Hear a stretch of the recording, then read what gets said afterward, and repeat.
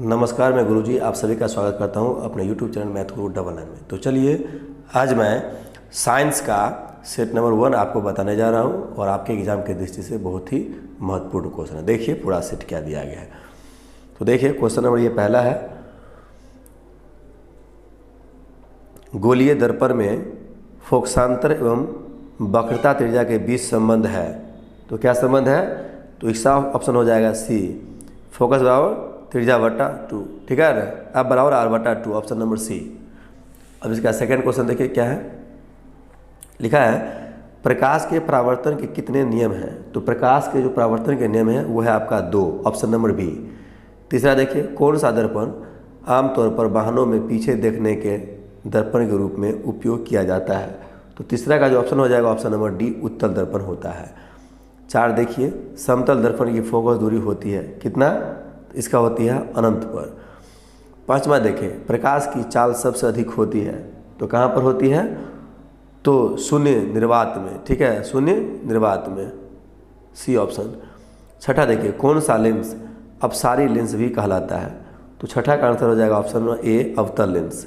7वां, एक उत्तल लेंस की क्षमता 1 डायोप्टर है, तो उस लेंस की फोकस दूरी क्या है? तो इसका ऑप्शन हो जाएगा सी, प्लस 100 सेंटीमीटर। 8 देखें, निम्न में से किस लेंस की फोकस दूरी धनात्मक होती है।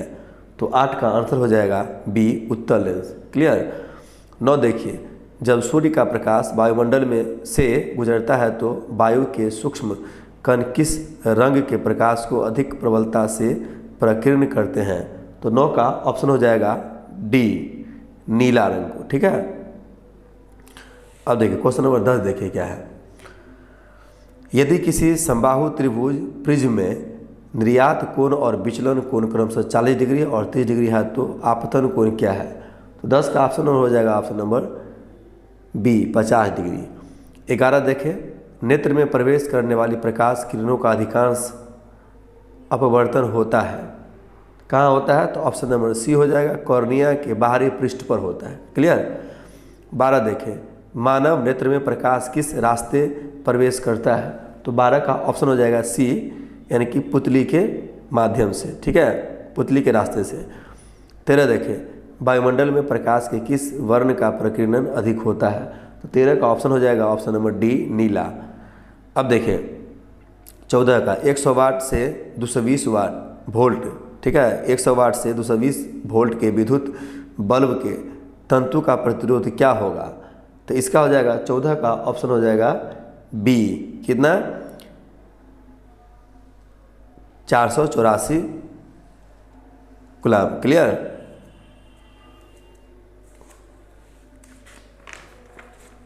इधर देखिए क्वेश्चन नंबर 15 में दिया गया है, कूलम्ब विद्युत आवेश कितने प्रोटॉनों से बनता है, ठीक है। तो इसका आंसर हो जाएगा 15 का ऑप्शन नंबर सी, यानी कि 6.25 गुने 10 की पावर 18। क्लियर। 16 देखें, आर ओम प्रतिरोध वाले n प्रतिरोधों को समांतर क्रम में जोड़ने पर तुल्य प्रतिरोध होगा। तो क्या होगा इसका? तो option number A, NR। Clear. 17 देखें, किसी चालक की प्रतिरोधकता का मात्रक क्या है। ये तो 17 को हो जाएगा ऑप्शन नंबर बी हो जाएगा, ठीक है, कूलम एम। क्लियर। अब देखिए 18 में देखें, ओम के नियम का सूत्र। तो ओम के नियम का सूत्र क्या है? तो 18 में ओम का नियम का जो सूत्र है ये ऑप्शन नंबर सी है, V बराबर 1 गुने आर, ठीक है, I गुने आर लिखे है। क्लियर। I गुने आर है ये। 19 देखें, चुंबकीय फ्लक्स का मात्रक क्या है 19 में। तो 19 का ऑप्शन नंबर हो जाएगा डी, वेबर। क्लियर। 20 देखें, पश्चिम की ओर प्रक्षेपित कोई धनावेशित कण यानी कि अल्फा कण किसी चुंबकीय क्षेत्र द्वारा उत्तर की ओर विक्षेपित हो जाता है, चुंबकीय क्षेत्र की दिशा क्या है। तो 20 का आंसर हो जाएगा ए, दक्षिण की ओर करता है हमेशा, ठीक है। 21 देखें, विभक्त वलय का उपयोग किस उपकरण में किया जाता है। तो 21 का आंसर हो जाएगा ए, विद्युत मोटर में। 22 देखें, विद्युत जनित्र का सिद्धांत आधारित है, क्या है। तो ऑप्शन नंबर हो जाएगा बी, विद्युत चुंबकीय प्रेरण पर। 23 का देखें, विद्युत चुंबक बनाने के लिए प्रायः किस पदार्थ के क्षर का प्रयोग किया जाता है? तो इसका ऑप्शन हो जाएगा सी, नरम लोहा का। क्लियर। अब 24 का देखिए, ऊर्जा का SI मात्रक क्या होता है? तो इसका हो जाएगा ऑप्शन नंबर डी, जूल होता है। 25 का देखें, निम्नलिखित में से कौन नवीकरणीय ऊर्जा स्रोत का उदाहरण है? तो 25 का आंसर हो जाएगा डी, बायोमास संयंत्र। ठीक है, ये नवीकरणीय है। क्लियर। अब देखिए 26 में, प्रकृति में पृथ्वी पर ऊर्जा का मुख्य स्रोत क्या है? तो 26 का ऑप्शन हो जाएगा बी, सूर्य। ऊर्जा का मेन स्रोत सूर्य है। 27, नरोडा नाभिकीय विद्युत संयंत्र किस राज्य में स्थित है? तो 27 का ऑप्शन हो जाएगा सी, उत्तर प्रदेश में। 28 देखिए, रासायनिक अभिक्रियाओं को व्यक्त किया जाता है। तो 28 का ऑप्शन हो जाएगा सी, समीकरणों के द्वारा। अब 29 का देखें, जब सोडियम हाइड्रोक्साइड जिंक से अभिक्रिया करता है तो कौन सा उत्पाद बनता है? तो 29 का ऑप्शन नंबर हो जाएगा D, Na2ZnO2 plus H2। Clear. 30 देखें, 30 का है, सिल्वर क्लोराइड AgCl का रंग क्या है? तो सिल्वर क्लोराइड का जो रंग होता है वो होता है ऑप्शन नंबर सी, हरा होता है। क्लियर। 31 देखिए, अब श्वसन किस प्रकार की रासायनिक अभिक्रिया है? तो श्वसन जो है ना वो ऊष्माक्षेपी है। 32 देखिए, नीचे दी गई अभिक्रियाओं के संबंध में कौन सा कथन सत्य है? तो 32 का जो ऑप्शन हो जाएगा ए है, कार्बनिक उपचयित हो रहा है, ये गलत है। ठीक है, इसके हिसाब से ZnO प्लस सी तीर Zn प्लस CO के हिसाब से। क्लियर। 33 देखें, 33 का क्या है, हमारा शरीर pH के कितने परास के बीच कार्य करता है? तो 33 का ऑप्शन नंबर हो जाएगा डी, 2.1 से 3.8 तक। क्लियर। 34 देखिए, 34 में है, 34 में दिया गया है, किसी कोलाइडी विलियन में निलंबित कणों से प्रकाश के प्रकीर्णन को कहा जाता है। क्या कहा जाता है? ये ऑप्शन नंबर हो जाएगा सी, डिंटल प्रभाव। 35 देखिए, पोटास एलम यानी कि फिटकरी का सही रासायनिक सूत्र होता है क्या? तो फिटकरी का सही रासायनिक जो सूत्र है वो हो जाएगा option number C, K2SO4 × Al2SO4 whole twice और into 2H2O। Clear. Option number C हो जाएगा। 36 देखें, ऑक्सैलिक अम्ल का प्राकृतिक स्रोत निम्नलिखित में से कौन है? तो 36 का ऑप्शन नंबर हो जाएगा बी, टमाटर। जल का pH मान कितना होता है? 37 का, ये हो जाएगा ऑप्शन नंबर डी। तो जल का pH मान होता है 7। तृतीय नीला या थोथा का अनुसूत्र क्या है? तो 38 का ऑप्शन नंबर हो जाएगा ए, CuSO4 × 5H2O। क्लियर। 39 का देखें, सबसे कठोर प्राकृतिक पदार्थ क्या है? तो सबसे कठोर जो है प्राकृतिक पदार्थ वो ऑप्शन नंबर डी है। ठीक है, वो क्या है? हीरा। ठीक है, सबसे कठोर है। अब देखिए 40 देखिए, अब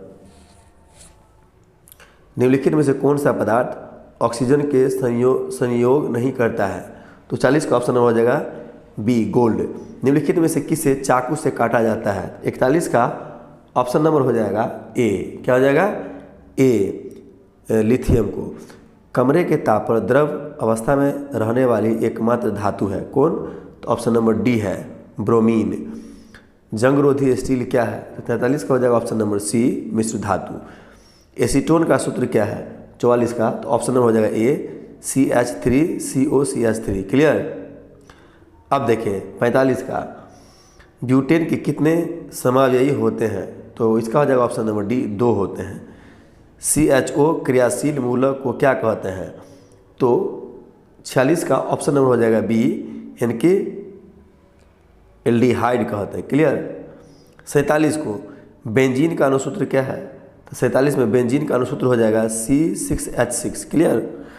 48 का देखिए क्या है, निम्न में से कौन सा असंतृप्त हाइड्रोकार्बन है? तो 48 का ऑप्शन हो जाएगा सी, C2H4। क्लियर। अब 49 से देखिए शायद, आधुनिक आवर्त सारणी में कौन सा आवर्त अभी तक अधूरा है? तो 49 का ऑप्शन नंबर हो जाएगा डी, 7वां आवर्त सारणी। 50 देखें, आवर्त सारणी के प्रथम वर्ग के सदस्य होते हैं कौन, तो इसका ऑप्शन नंबर हो जाएगा सी, क्षार धातु। 51 देखें, आधुनिक आवर्त सारणी की क्षैतिज कतारें निम्नलिखित में से क्या कहलाती है, तो 51 का ऑप्शन नंबर हो जाएगा ए, आवर्त। 52 देखें, निम्न में से कौन सा उत्कृष्ट तत्व है, तो 52 का ऑप्शन नंबर हो जाएगा सी, ऑर्गन। क्या हो जाएगा, ऑर्गन, ये सी में दिया है।